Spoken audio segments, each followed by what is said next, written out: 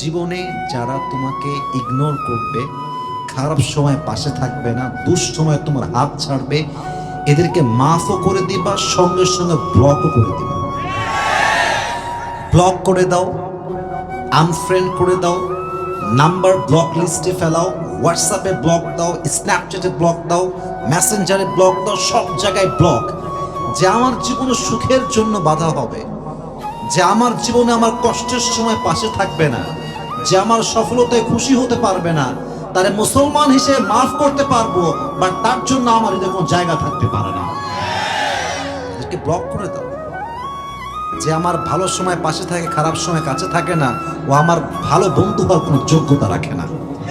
Just block them, just unfriend them, করে দাও unfriend. কোনো গুনাহ হবে না, আমি তোমাকে বলতেছি। কারণ বেঈমানদের জন্য আল্লাহ মাফ রেখেছেন। বাট হাদিসে এসেছে লা ইউলদাগুল মুমিন ফি হুজরিন ওয়াহিদিন মাররাতাইন। মুমিন মুসলমান একবার ধোঁকার শিকার হয়, দ্বিতীয়বার সেই গর্তে আর তারা কেউ পা দেয় না। ঠিক কিনা বলো? বের হয়ে আসো সেখান থেকে। রাজি আছো ইনশাআল্লাহ?